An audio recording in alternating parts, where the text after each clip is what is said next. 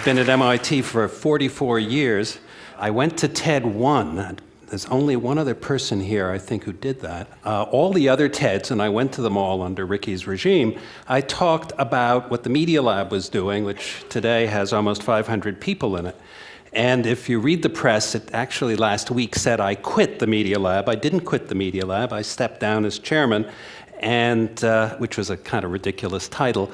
But someone else has taken it on, and one of the things you can do as a professor is you stay on as a professor, and I will now do, for the rest of my life, the one laptop per child, which I've sort of been doing for a year and a half anyway. So I'm going to tell you about this, use my 18 minutes to tell you why doing it, how we're doing it, and then what we're doing.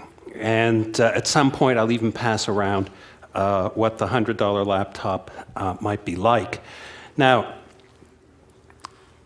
I was asked by Chris to talk about some of the big issues, and so I figured I'd start with the three that at least drove me to do this. And the first is pretty obvious. It's amazing when you meet a head of state and you say, what is your most precious natural resource? They will not say children at first, and then when you say children, they will pretty quickly agree with you. And so that isn't very hard. Everybody agrees that whatever the solutions are to the big problems, they include education, sometimes can be just education, and can never be without some element of education. So that's certainly part of it. And the third is a little bit less obvious, and that is that we all in this room learned how to walk, how to talk, not by being taught how to talk or taught how to walk, but by interacting with the world, by having certain results as a consequence of being able to ask for something or being able to stand up and reach it. Whereas at about the age 6, we were told to stop learning that way, and that all learning from then on would happen through teaching, whether it's people standing up like I'm doing now or a book or something, but it was really through teaching. And one of the things in general that computers have provided to learning is that it now includes a kind of learning which is a little bit more like walking and talking, in the sense that a lot of it's driven by the learner himself or herself. So with those as the principles, some of you may know Seymour Papert. This is back in 1982 when we were working in Senegal, because some people think that the $100 laptop just happened a year ago or 2 years ago, or we were struck by lightning.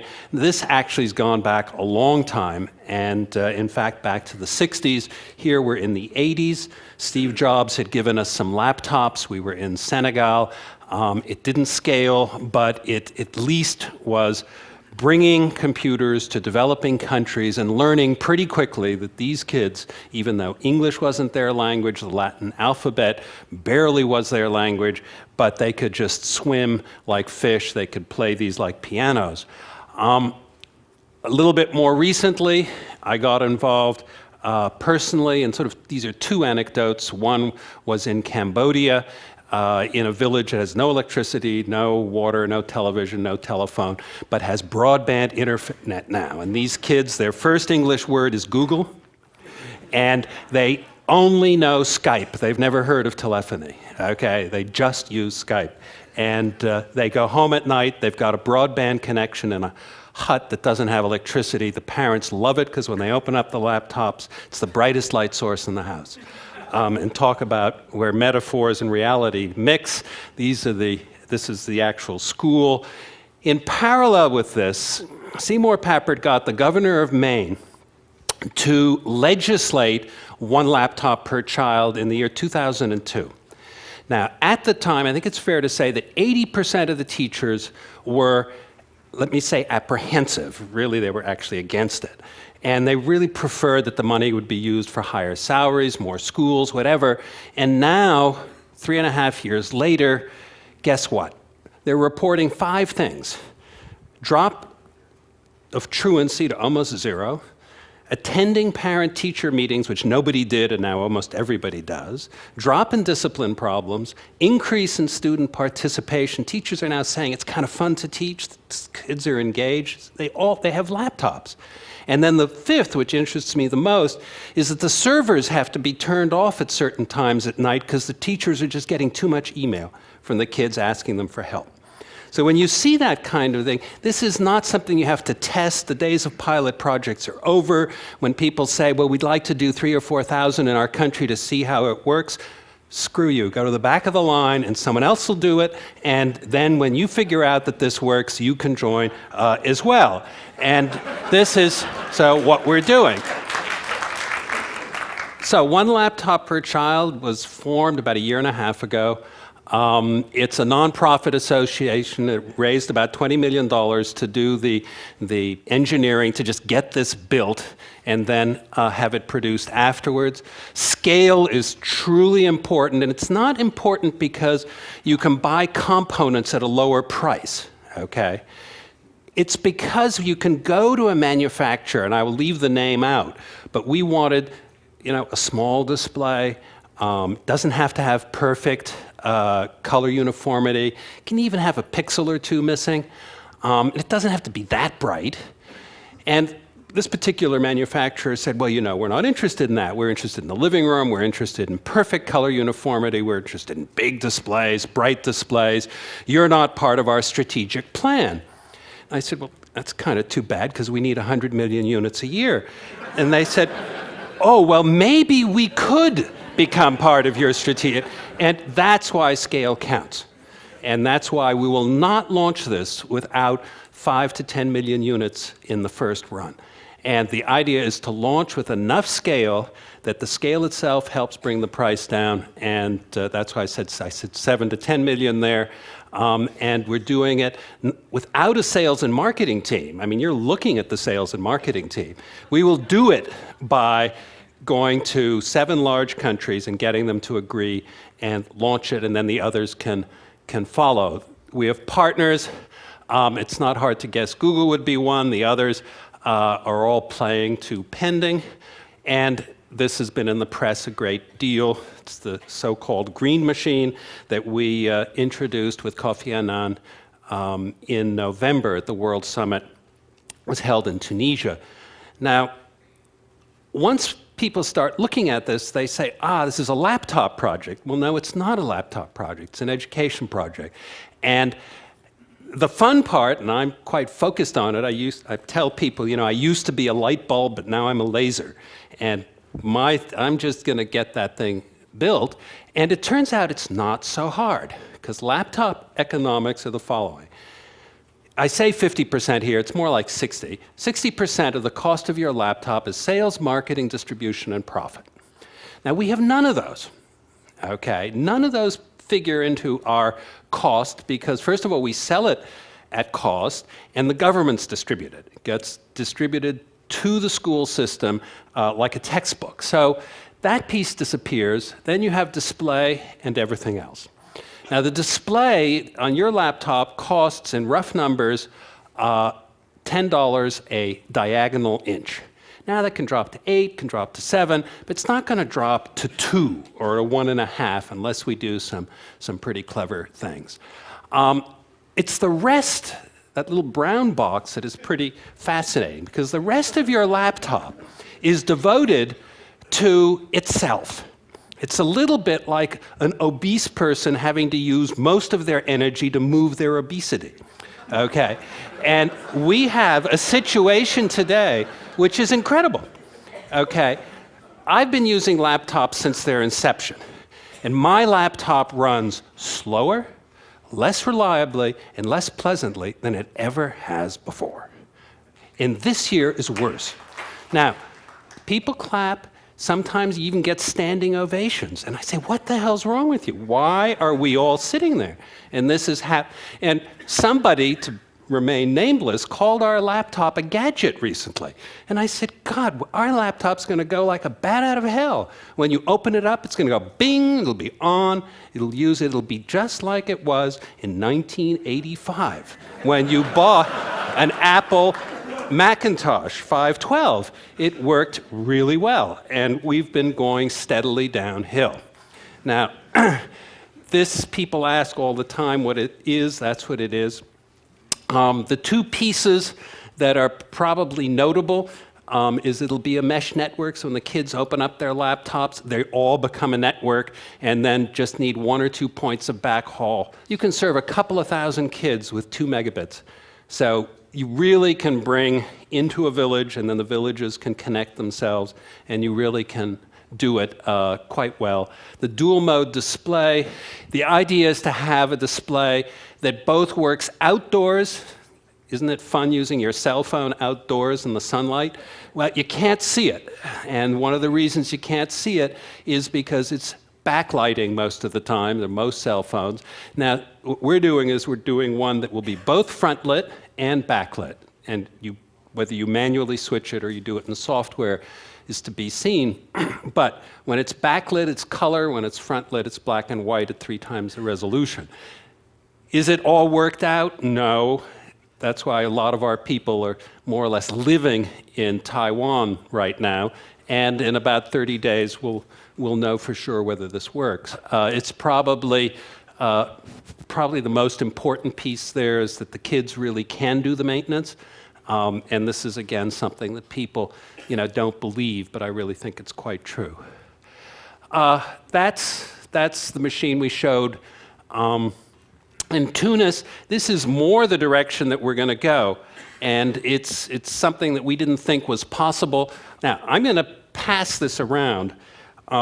This isn't a design, okay? So this is just a mechanical engineering sort of embodiment of it for you to play with, and it's clearly just a model. The working one is at MIT, and the ones. I'm going to pass it to this handsome gentleman to, at least you can decide whether it goes left. Oh, simulcast. Sorry, I forgot. Just okay. Show it off so wherever the camera is. Okay, good point. Thank you, Chris. The idea was that it would be not only a laptop, but that it could transform and be into an electronic book. So it's sort of an electronic book. This is where when you go outside, it's in black and white. The games buttons are missing, but it'll be also a games machine, book machine. Set it up this way, and it's a television set, et cetera, et cetera. Is that enough for simulcast? Okay, sorry. But I'll let Jim decide which way to send it afterward. Okay, 7 countries. I say maybe for Massachusetts because they actually have to do a bid. It's by law, you've got to bid and so on and so forth, so I can't quite name them. In the other cases, they don't have to do bids. They can decide. It's the federal government in each case. It's kind of agonizing because a lot of people say, well, let's do it at the state level, because of course states are more nimble than the feds just because of size. And yet we can't. We're really dealing with the federal government. We're really dealing with ministries of education. And if you look at governments around the world, ministries of education tend to be the most conservative and also the ones that have, huge payrolls. Everybody thinks they know about education. A lot of culture is built into it as well. It's really hard, and so it's certainly the hard road. If you look at the countries, they're pretty geo-culturally distributed. Have they all agreed? No, not completely. Probably Thailand, Brazil, and Nigeria are the 3 that are the most active and most agreed. We're purposefully not signing anything with anybody, so until we actually have the working ones. And since I visit each one of those countries within at least every 3 months, I'm just going around the world every 3 weeks. Here's sort of the schedule, and I put at the bottom, we might give some away free in 2 years at this meeting.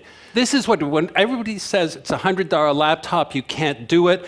Well, guess what? We're not. We're coming in probably at $135 to start, then drift down. And that's very important because so many things hit the market at a price and then drift up. It's kind of the lost leader, and then as soon as it looks interesting, it can't be afforded or it can't be scaled out. So we're targeting $50 in 2010. The gray market's a big issue, and one of the ways, just one, but one of the ways to help in the case of the gray market is to make something that is so utterly unique, it's a little bit like the fact that automobiles, thousands of automobiles are stolen every day in the United States. Not one single post office truck is stolen, okay? And why? Because there's no market for post office trucks. It looks like a post office truck. You can spray paint it, you can do anything you want. I just learned recently in South Africa, no white Volvos are stolen, period, none, zero. So we want to make it very much like a white Volvo. Each government has a task force. This perhaps is less interesting, but we're trying to get the governments to all work together, and it's not easy. The economics of this is to start with the federal governments, and then later to go to other sort of subsequently go to whether it's child-to-child funding, so a child in this country buys one for a child in the developing world, maybe of the same gender, maybe of the same age, or an uncle gives a niece or a nephew that as a birthday present. I mean, there are all sorts of things that will happen, and they'll be very, very exciting. And everybody says, well, I say, it's an education project. Are we providing the software? The answer is, the system certainly has software, but no, we're not providing the education content. That is really done in the countries, but we are certainly constructionists, and we certainly believe in learning by doing, and everything from Logo, which was started in 1968, to more modern things like Scratch, if you've ever even heard of it, are very, very much part of it. And that's the rollout. Are we dreaming? Is this real? It actually is real. The only criticism, and people really don't want to criticize this because it is a humanitarian effort, it is a nonprofit effort, and to criticize it is a little bit stupid, actually. But the one thing that people could criticize was, great idea, but these guys can't do it. And that could either mean these guys, professors and so on, couldn't do it, or that it's not possible. Well, on December 12th, a company called Quanta agreed to build it, and since they make about 1/3 of all the laptops on the planet today, that question disappeared. So it's not a matter of whether it's going to happen. It is going to happen, and if it comes out at $138, so what? If it comes out 6 months late, so what? That's a pretty soft landing. Thank you. Thank you.